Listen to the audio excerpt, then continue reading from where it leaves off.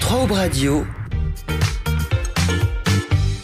Numéro 10 sur 3 Aubes Radio, notre émission en partenariat avec le Handball Club Savino-Chapelain. Après avoir reçu Gaël Lacroix et Valentin Derval dans la première partie de l'émission, Valentin est resté avec nous. Rebonsoir Valentin. Rebonsoir. Entraîneur des U11, et Jérémy Ferreira nous a rejoint. Bonsoir Jérémy. Bonsoir. Entraîneur de U9.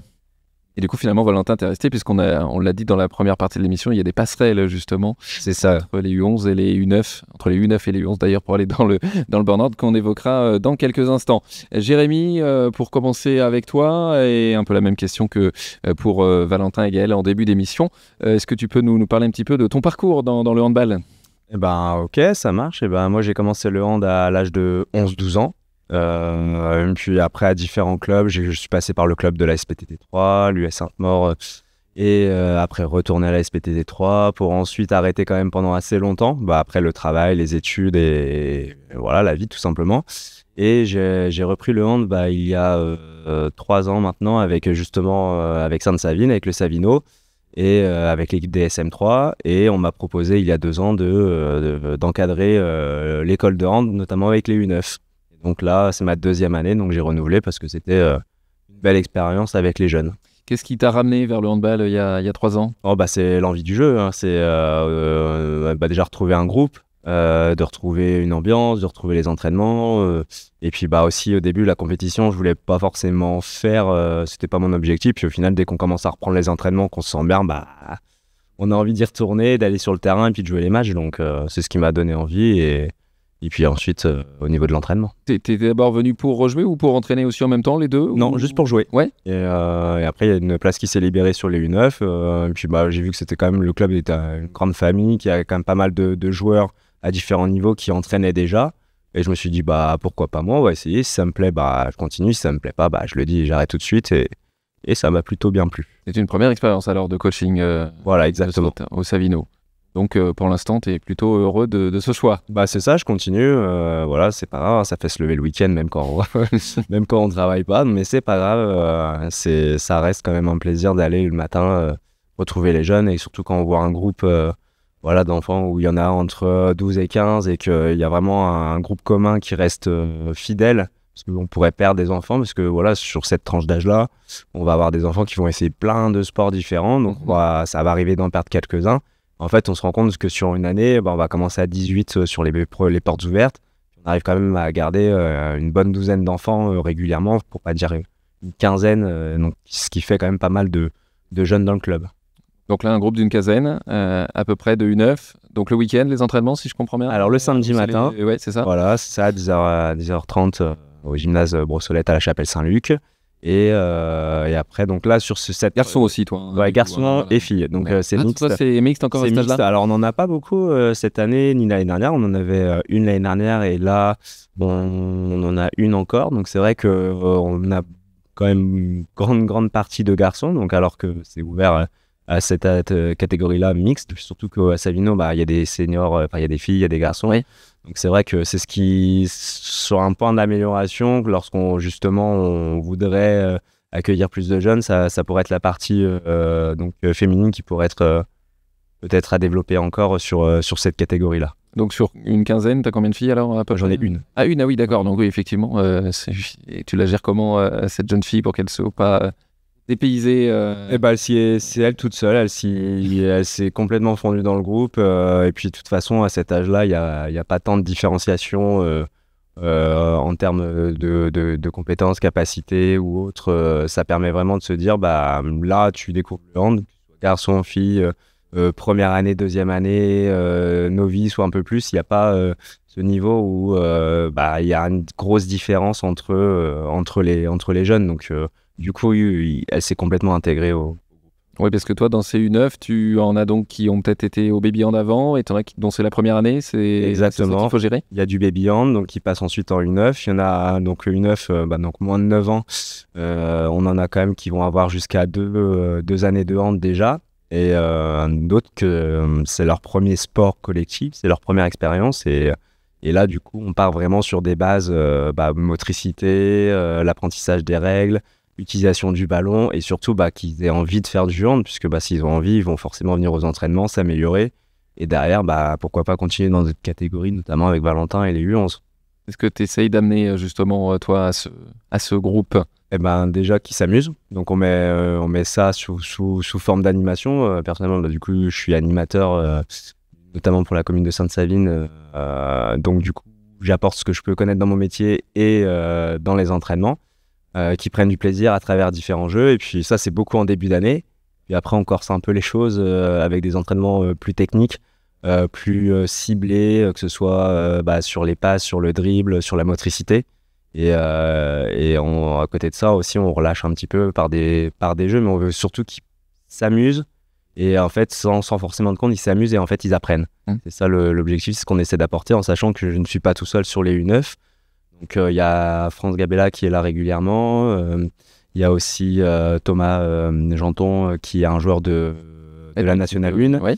qui est là aussi. Et Alix Ergot, qui nous accompagne, qui est aussi un jeune du club, U15, si je ne dis pas de bêtises. Ça, oui, sur les 15. Voilà, et qui vient nous aider très, très, très régulièrement sur les entraînements. Et donc, ce qui nous permet en fait de travailler différentes choses avec une équipe qui va être sur la 2e année de handball, où là, on va être un peu plus, on va dire, pointilleux et plus exigeant sur ce qu'ils vont proposer, puisqu'on les prépare quand même pour aller en U11 l'année prochaine. Et à côté de ça, ça permet aussi de cibler un travail différent avec ceux dont c'est la première année, et ce qui permet vraiment de leur donner envie, du temps de jeu et de voir un axe d'amélioration. Parce qu'après, si on mélange tout le monde, forcément, là, pour peut-être développer et apprendre et améliorer les compétences, c'est plus compliqué parce qu'on ne peut pas faire de l'individuel. Que là, d'être régulièrement 3, ça nous permet vraiment de prendre le temps avec chacun. Voilà, un programme bien fourni et bien personnalisé, donc avec toute cette équipe mobilisée. Alors parlez-nous justement de ces passerelles entre U9 et U11 que Valentin a commencé à évoquer dans la première partie de l'émission. Tu prêtes un peu des joueurs Oui, c'est prêtes entre équipes. Non, Oui, te les piques, je sais pas. Non, j'avoue que moi, j'assiste pas forcément aux entraînements le samedi matin.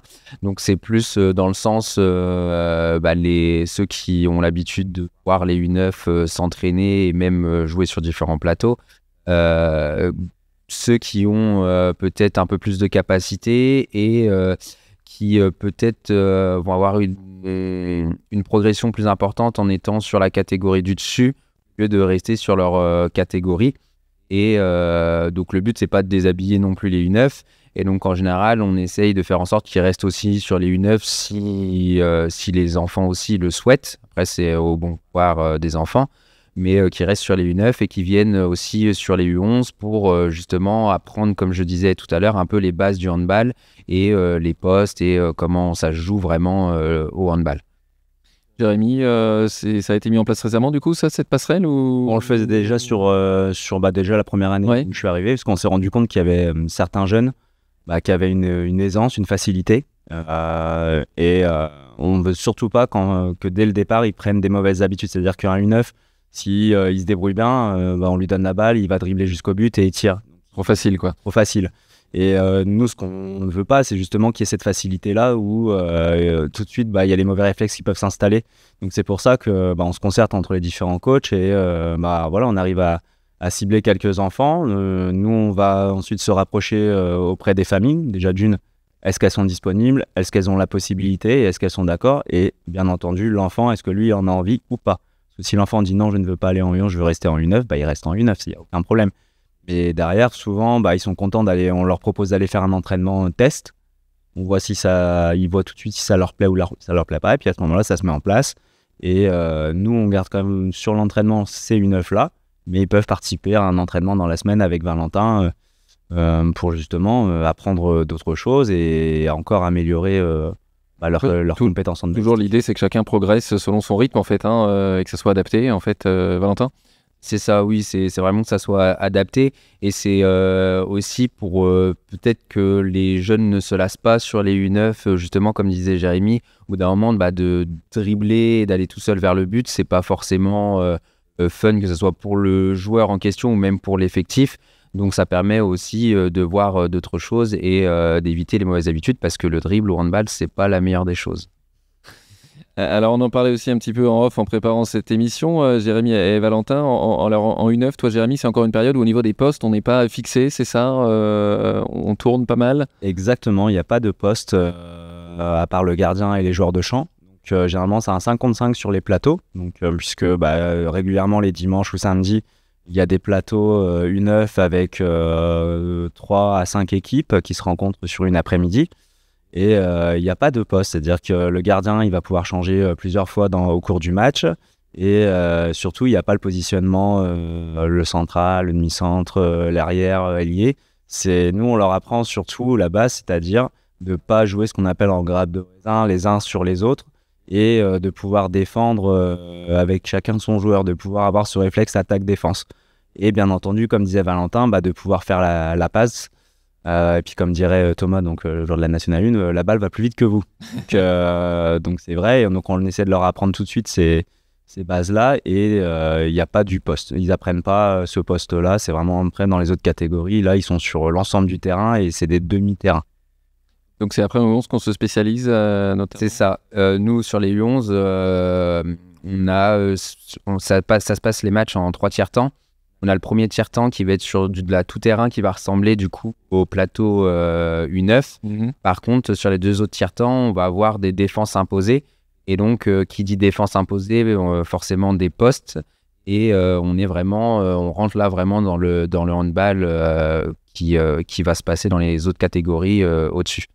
Et donc, il y a un moment où il y en a plein qui veulent aller gardien, c'est ça? C'est chez les U9 plutôt? C'est ça, ils aiment beaucoup être gardiens et c'est quelque chose qui est très demandé. Après, je pense que ça se perd au fil du temps, mais oui, ils aiment vraiment le gardien. Ils peuvent être à 4 ou 5, alors qu'ils sont 4 ou 5 joueurs, on va aller faire chacun votre tour à plusieurs matchs, mais oui, ils se battent pour aller au goal. Et ensuite, toi, tu les spécialises selon les caractéristiques, leur physique, différents postes? Il y a, ça se fait tout naturellement. Il y a des joueurs qui décident de ne pas vouloir jouer du tout sur le terrain. Après, j'en ai toujours quand même qui souhaitent être et sur le terrain et dans les buts. Sauf que sur les U11-2, vu que ça va être beau, c'est beaucoup des U9 ou des premières années, c'est pas gênant. Par contre, sur les U11-1, on a des dernières années qui vont passer en U13 où là, c'est vraiment que du jeu placé avec un seul gardien, enfin 2 gardiens s'il y a 2 gardiens, et les joueurs de champ. Donc, faut commencer à savoir si on veut être dans le but ou si on veut être sur le terrain. Donc là, c'est vrai que je privilégie vraiment un seul ou 2 gardiens. Toujours dans l'idée de progression et d'anticiper aussi sur la catégorie d'après, donc si je comprends bien. Jérémy, comment, un peu la même question aussi que j'avais posée à Valentin tout à l'heure, tu juges ta relation aujourd'hui avec tes U9, comment ça se passe finalement chaque semaine? Ça se passe plutôt bien. Déjà, on a pu voir une évolution au niveau de l'écoute. C'est vrai qu'au début, ils étaient un petit peu, et ça partait dans tous les sens. Ils avaient un petit peu mal, un petit peu de difficulté d'attention. Et puis, en fait, ils ont vite compris qu'en nous écoutant, les différents coachs, ils s'amélioraient, ils prenaient du plaisir.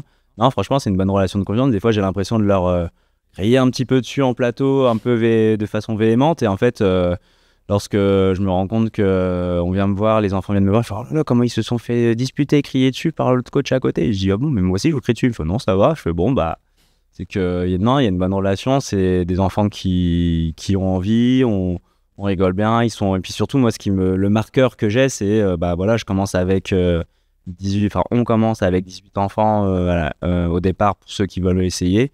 On retrouve quand même un groupe de 12-15 enfants. Et là, on se dit « Bon, c'est que l'ambiance est plutôt sympa, les parents sont investis, ils sont régulièrement là aux entraînements, régulièrement là pour les plateaux. Lorsqu'il y a des événements et qu'on les sollicite, ils répondent présents, que ce soit pour emmener les enfants, que ce soit pour préparer des petits goûters, des apéritifs aussi quand on reçoit les autres équipes.